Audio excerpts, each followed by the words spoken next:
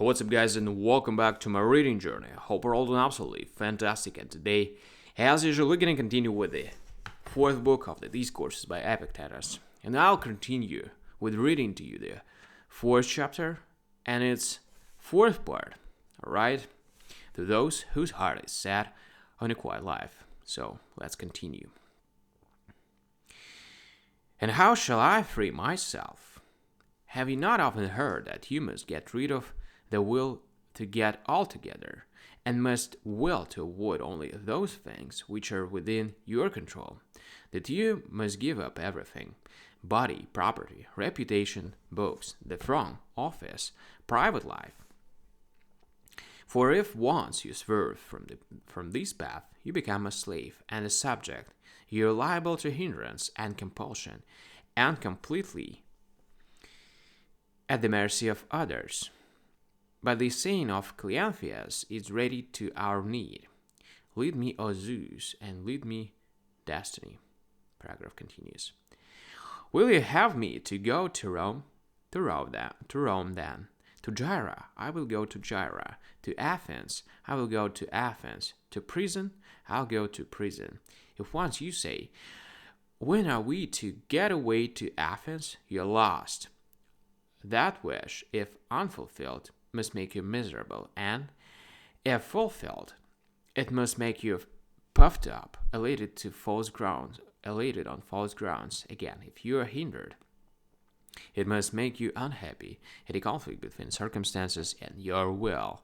Give up all these things then.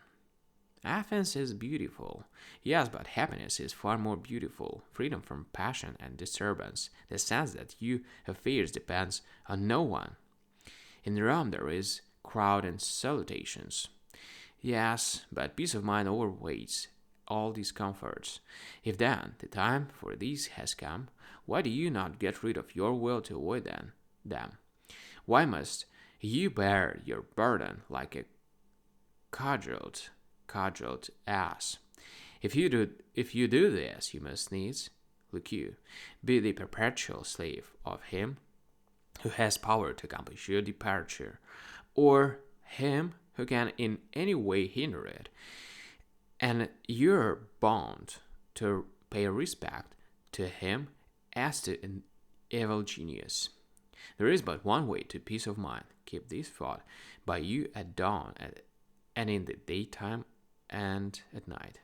To give up what is beyond your control, to count nothing your own, to surrender everything to heaven and fortune, to leave everything to be managed by those to whom Zeus has given control, and to devote yourself to one object only, that which is your own beyond all hindrance, and in all that you read and write, and here to make this your aim. Therefore, I cannot call a man industrious if I am merely told that he reads or writes. No, even if one adds he is at work all night, unless I know what he is working for. You do not call a man industrious who keeps late hours for the sake of a mistress, neither do I. But if he does it for glory, I call him ambitious. If for money, I call him fond of money. If not fond of work. But if the object of his work is his own governing principle, if he is working to make his live a natural life, then and then only I call him industrious. You must never praise or blame men for qualities that are indifferent, but for their judgments.